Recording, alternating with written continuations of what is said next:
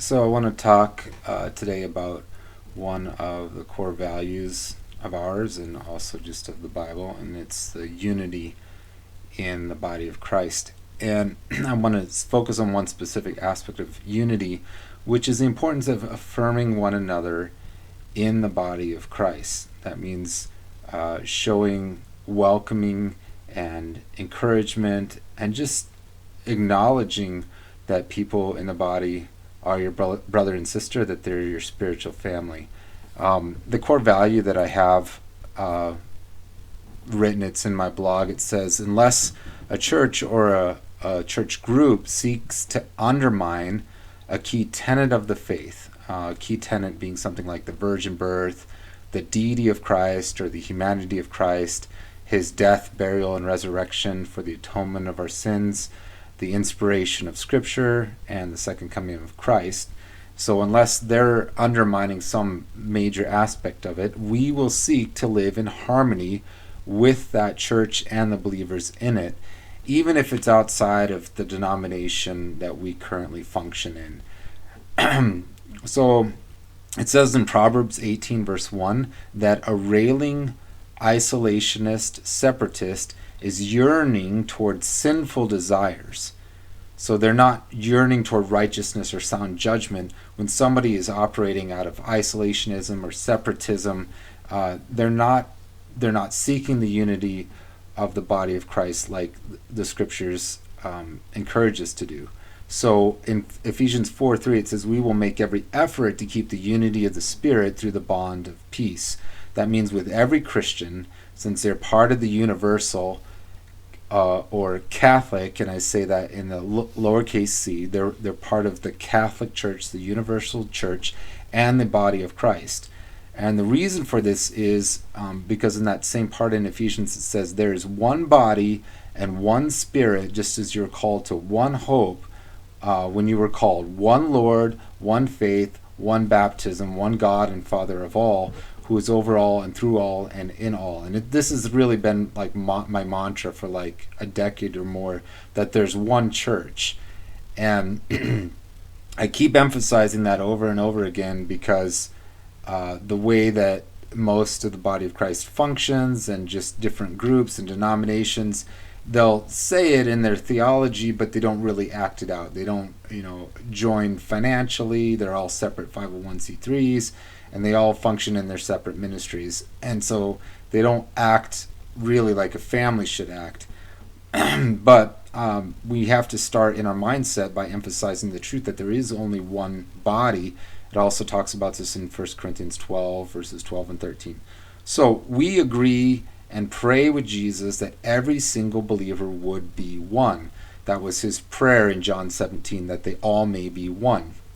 So the one aspect that I wanted to focus on today has to do with the importance of affirming one another in the body. That means acknowledging, yes, you're my brother, you're my sister, you're part of my family, and doing that across denominational lines and really embracing each other and not holding people at arm's length or with some level of suspicion or this idea. This really stems from this idea that, well, we can never really know whether somebody's truly a believer or not. And I've heard this thought, but I want to examine the scriptures about that concept. And because I believe it's a key point that the enemy is working in the world right now to destroy unity of the body of Christ by throwing a cloak of suspicion over this group or this person or that person.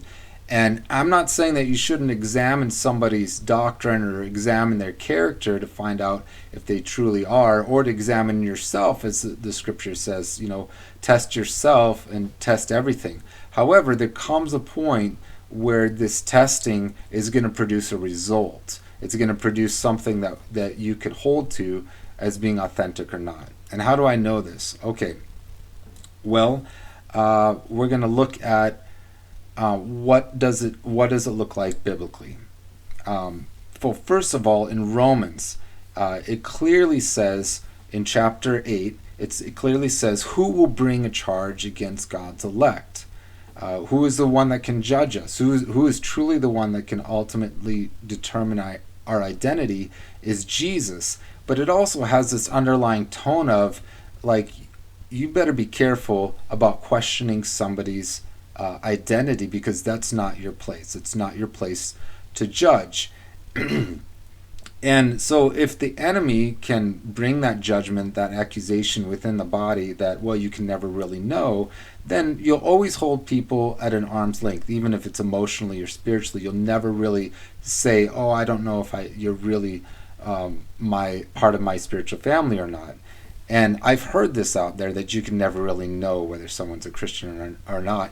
And it really tends to come from a religious point of view and not from what is shown in the Bible. Well, first of all, it says that we are to discern the body of Christ. I have to look this up really quickly.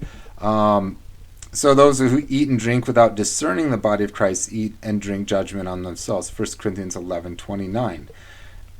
So this has to do with the communion, but there's a much deeper sense of this, in that in the fellowship of the body of Christ, when we take communion, when we break bread with one another, that we need to discern not only the body of Christ that we're partaking of, which is the elements, but we're discerning in a larger sense the fellowship, the gathering that means together. When there's that koinonia, there's that fellowship of the saints. There can't really be true fellowship unless you're acknowledging the spiritual relationship that you have with someone else. So I want to look to biblically. This is the stronger point. That's maybe not as strong, but the stronger point is the way that Paul treated believers that he interacted with when he wrote his letters. Now, did he write his letters with this overarching question of whether they were believers or not, whether they were truly his brothers and sisters, or was he continually calling out their identity? Well, it doesn't take very long to take a look at his epistles and see that at the beginning and the end of almost every single one of them, he's calling them out. He's specifically identifying them as his brothers and sisters, as children of God, as saints, as the beloved, and he never calls their identity into question. The way that he speaks to them is as though, I am your brother, you are my sister, you are my spiritual family. And he never throws a cloak of doubt or suspicion or accusation over who they are, because he knows that the devil's already doing that. The devil's already trying to stir up division. So he doesn't need to add fuel to that fire by suggesting, well, I'm not really sure whether you're my brothers or sisters, but I'm going to write this to those of you who are. No, he's speaking to the church, knowing that the body that are there are his spiritual family. And to be more specific, at the end of many of the epistles, he's calling out very specific individuals and highlighting them for their faith and acknowledging them for their faith, acknowledging what they're doing in the body of Christ. And this is where I think that we need to see the key here is that we need to discern the body of Christ and affirm one another. Affirm one another by calling them brother, sister in Christ, by calling them part of our family, by drawing on the cords of love and showing that affection that it talks about in Peter, where it says adding to your faith virtue, and virtue brotherly love, and brotherly love kindness, and the natural affections that come out of being part of Christ. So, to those of you who still live under this idea of well, I'm not really sure whether I can acknowledge you as brother or sister, because I've had this thrown at me before. This is what it says in 2 Corinthians 6. Paul, writing to the Corinthians, he says, we have spoken freely to you, Corinthians, and we have opened wide our hearts to you. We're not withholding our affection from you, but you are withholding yours from us. And as a fair exchange, I speak to you as to my children, open wide your hearts also. So he's talking about unrequited love, or a one-way relationship of love, where he's saying, you know what, I still acknowledge you, I still love you, I'm still opening my door to you. Don't close the door to us. And the ways that you've closed the door to us, open wide your hearts to us, and open wide your love to us, and reaffirm us in who God says we are. So I think there's a much deeper element here, which is an alignment with God's perspective, God's view of people around us. Are we seeing them the way that God sees them, and having the mind of Christ, or are we operating out of a sinful mindset, or even a demonically inspired mindset? Because what does it say that the enemy is? He's the accuser of the brethren. So we need to be really careful that we're not using our words to tear down other people's identity that he is actually built up. So, and that he is established. We don't want to put ourselves in the place of judge, because that's not our place. And I believe that the Holy Spirit inside of us, what does it say in scriptures? It says that his Spirit witnesses with our spirit. It affirms that we're children of God. So if there's a Holy Spirit inside of me, and the Holy Spirit inside of another brother or sister, that Holy Spirit is going to not only witness inside of myself that I'm a child of God, but it's going to be able to look at others who are of like faith, who have accepted Christ as their Savior, and say, they're my brother, they're my sister also. It's not that hard. In fact, I hear it a lot when you hear the language of believers. They'll say, oh, she just had a real love about her. She had a real sense of light about her. And you'll hear unbelievers even acknowledging, that the light that is shining from other believers. Let your light so shine before men that they may see your good works and glorify your Father which is in heaven. So that light is shining forth,